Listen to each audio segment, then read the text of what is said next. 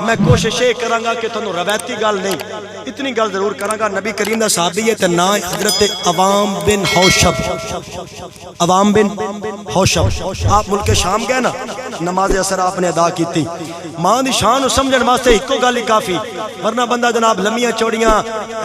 گراریاں شراریاں لا کے فلانے دی سور فلانے دی سور ادھرے دی سور اوس گویے دی سور فلانے دی اور لا کے بندہ سنیندا رہے قوم دے کھاں چوتھرو آ جاون مقصد یہ نہیں ہوندا مقصد ہے کہ میسج گل پلے کی پئی ہے عوام بن حوشب ملک شام گئے نماز اثر آپ نے پڑھی ہے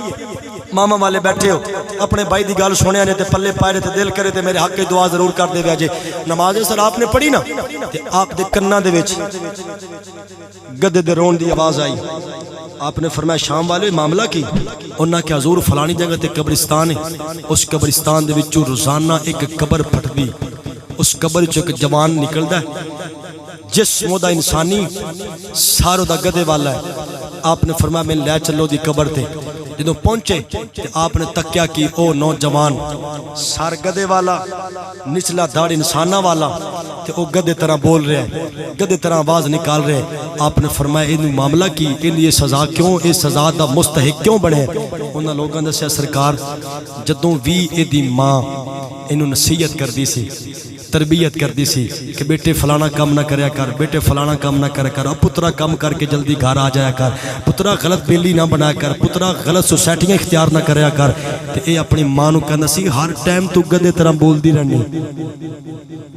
ہر ٹائم تو گدے طرح بول دی رہنی تے اللہ کریم تو پھر بڑا کریم ہے نا اللہ کریم بڑا غفور و رحیم ذات ہے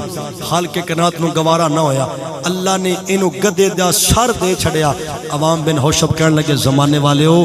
تو اڈے واسطے اے ہی عبرت کافی ہے کہ اس بندے دی شکل بدل گئی چہرہ بدل گیا کیوں اے ماں دا گستاخ ہے اور دنیا دارو یاد رکھیا جی عزت چاندے ہو مرتبہ چاندے ہو مقام چاندے ہو اپنے کیتے ہوئے اعمال دا اچھا انداز چاندے ہو تے ماں دی قدر کریا جے دنیا میں بھی عزت ملن گیا معاشر دے میدان چ تانوں عزت ملن گیا میرے استاد فرماتے سن بیٹے زندگی ایسے گزارو جیسے وہ کعبے والی بی بی تھی اسک دن سوال کیتا استاد جو کعبے والی بی بی دا ذکر کی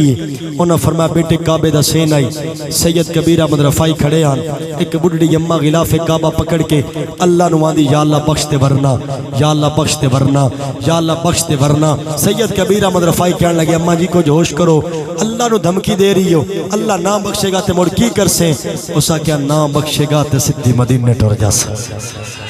نہ بخشے گا تو سدھی مدینے ٹر جاسا تقریر دا خلاصہ اے ہی ہے مرکز میسج پیغام اے ہے جیو تو مصطفیٰ کے ہو کر مرو تو مصطفیٰ کے ہو کر اللہ دا خوف مصطفیٰ دا پیار عشق سرکار کی ایک شمع جلال و دل میں بعد مرنے کے قبر میں اجالا ہوگا اللہ حاضری قبول فرمائے آمین واخر دعوانا الحمدللہ